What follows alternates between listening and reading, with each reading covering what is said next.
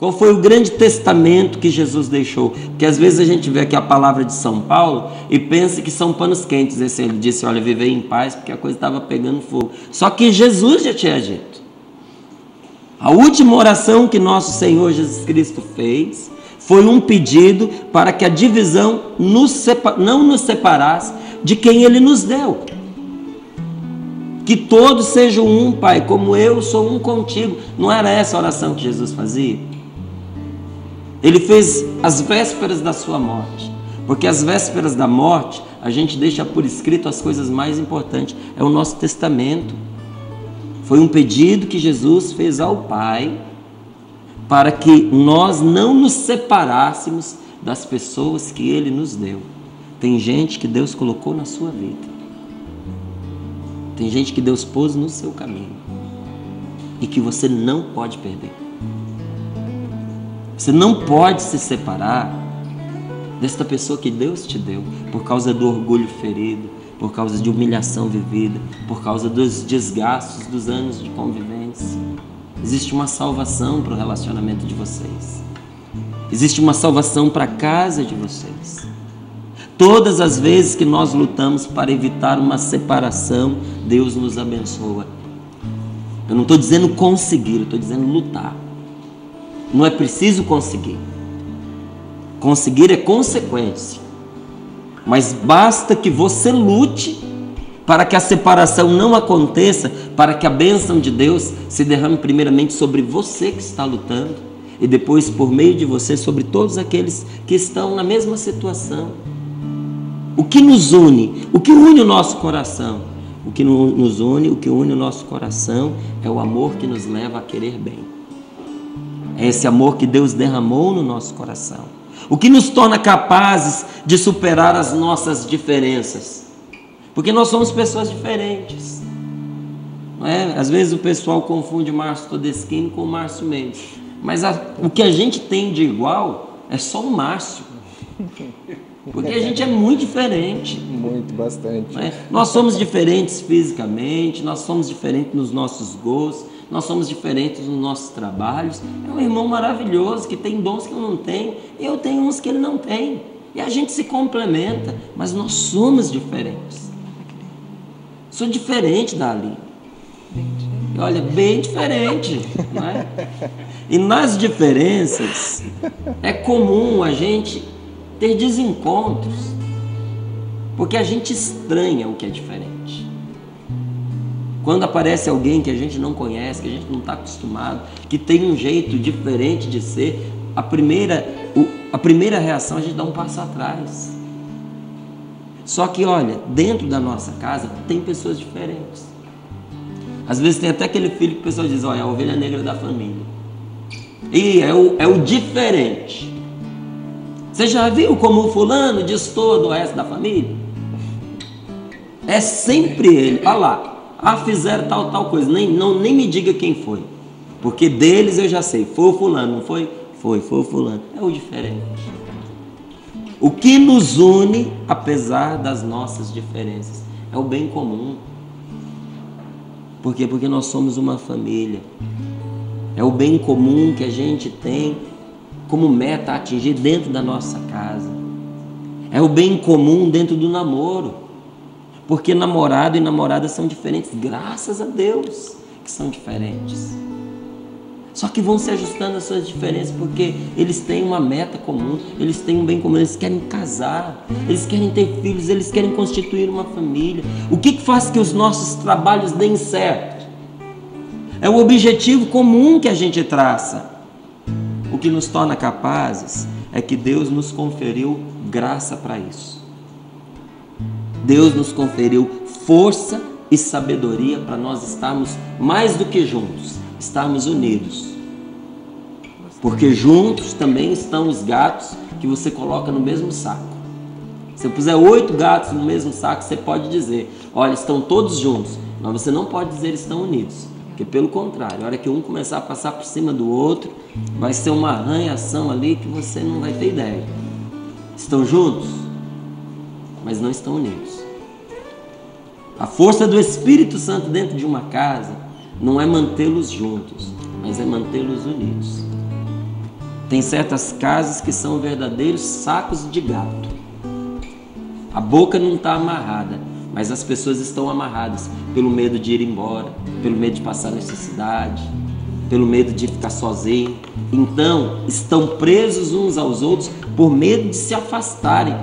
Estão juntos, mas não estão unidos.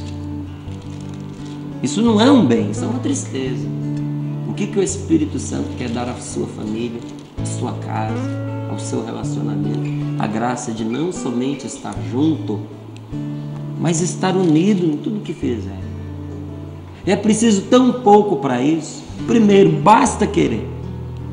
Você quer a união da sua casa. Você quer a união daqueles que te amam, daqueles que você ama. Basta querer, é o primeiro passo. Segundo, basta se dispor a lutar por isso. Às vezes, nós não conseguiremos trazer a pessoa para o nosso lado, para viver do jeito que a gente quer. Às vezes você não vai conseguir trazer de volta o marido que foi embora. Às vezes você não vai conseguir convencer a sua esposa a morar de novo com você, mas pelo menos você vai estabelecer a paz com ela. É a mãe de seus filhos. Foi a sua companheira de tantos anos. A sobrevivência da nossa família depende de que nos unamos desde já. E Santo Agostinho, olha, ele era um mestre de espiritualidade, mas também um mestre de humanidade. Santo Agostinho foi o grande psicólogo ali dos primeiros séculos. E tinha uma meta, uma mira que ele colocava, numa meta a ser alcançada. E com 3 conselhos, olha, ele desenhou um caminho maravilhoso para nós. Santo Agostinho ele dizia assim: nas coisas essenciais, nas coisas indispensáveis, a unidade. É essencial, então nós precisamos, naquilo que é essencial, viver a unidade. Só que também tem aquelas coisas que não são essenciais e que geram uma dúvida. Então, no essencial, a unidade. Naquilo que você tem uma opinião, eu tenho outra, e existe a dúvida daquilo que é certo, a liberdade. Mas em tudo, a caridade. No essencial, nós temos que estar juntos. Naquilo que a gente tem opinião diferente, que não é assim essencial, respeita a liberdade da pessoa. E em tudo, no essencial e no supérfluo, a caridade. Vivei em paz, viva em paz com as pessoas que Deus te deu, porque isso não tem preço. Vivei em paz e o Deus de amor e paz estará com você.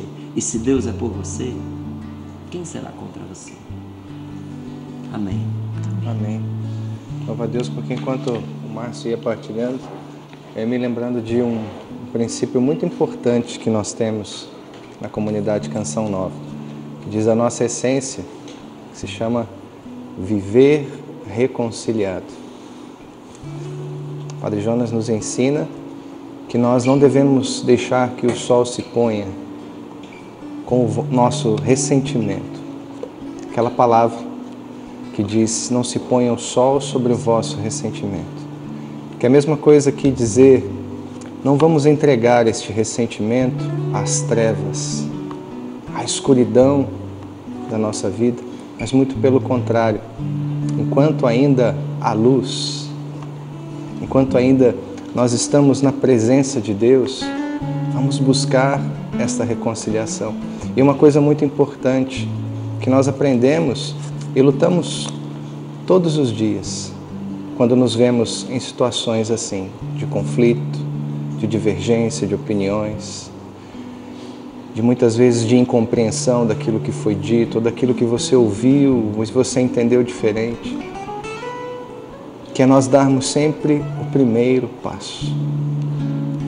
Preciso dar o primeiro passo, e aí não importa quem está certo, quem está errado, porque essencialmente nós precisamos viver a unidade e respeitar as diferenças, aceitar o outro como ele é, amá-lo como ele é, como ele pensa, porque com o tempo as coisas vão se ajustando. com o tempo nós vamos aprendendo a amar aquela pessoa. E quando acontece o perdão, quando acontece esta reconciliação, Cristo permanece entre nós. Padre Jonas diz para nós que entre eu e o meu irmão está Jesus. Agora, se eu não busco a reconciliação, se eu não dou o primeiro passo, se eu não cedo para que o amor de Deus se estabeleça entre nós, quem está entre mim e o meu irmão? O inimigo de Deus, o demônio. Ele se estabelece, ele senta em cima desta situação. Meu irmão, leve isso para a sua vida. Minha irmã, leve isso para a sua vida. Você é esposo, você é esposa. Não se perca em pensar quem está certo, quem está errado. Busque a reconciliação.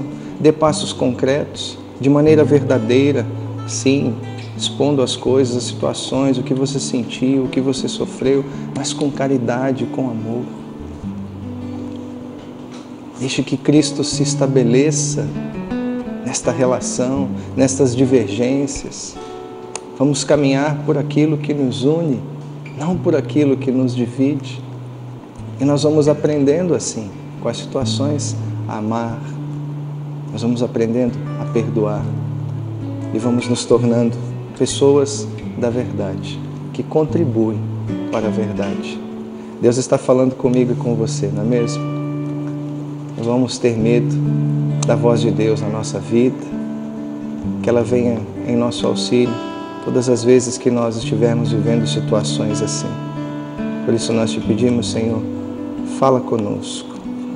Fala, Senhor Jesus, nessas situações de conflito, de divergência, nessas situações de desunião, Senhor Jesus, na vida deste casal que está para se separar, Senhor Jesus, por falta de perdão, falta de reconciliação. Sim, Senhor Jesus, na vida deste filho que quer sair de casa, que está revoltado com o seu pai, por tudo aquilo que ele tem visto no relacionamento do seu pai e da sua mãe. Sim, Senhor Jesus, derrama o teu amor sobre esses corações, sobre aquelas pessoas que se sentem agora abandonadas, estão revoltadas com a vida. Alcança, Senhor Jesus, cada coração. Fala, Senhor, preciso ouvir tua voz. Eis aqui o teu servo, fala no irmão, na palavra, Senhor, e no meu coração. Fala, Senhor. Fala, Senhor, preciso ouvir tua voz. Eis aqui o teu servo, fala no irmão, na palavra, Senhor, e no meu coração. Quero louvar a Deus por essa palavra que o Márcio Mendes hoje nos trouxe, porque creio que foi uma grande revelação para todos nós, não é verdade? Quero dizer a você, a muitas pessoas, na verdade, que eu sinto no meu coração, que lembraram de pessoas que precisa perdoar. A situação veio claramente na sua cabeça, na sua lembrança. A pessoa que você precisa dar o perdão, não é nem pedir perdão, você precisa perdoar. Quero dizer uma coisa para você. Na oração, pela força da oração, não existe situação que não possa ser revogada. Eu quero te dizer isso. A oração tem o poder de revogar qualquer sentença, meu irmão. Digo de experiência própria, de poder ter perdoado pessoas que me feriram profundamente na minha história, com traição, com mentira, e que humanamente você olha assim, essa situação não tem como voltar atrás. Pela oração, nós podemos revogar a situação. Você pode revogar a sentença. E eu quero lhe dizer, essa palavra já convenceu o seu coração de você revogar a sentença e você perdoar. Tenha coragem, vale a pena.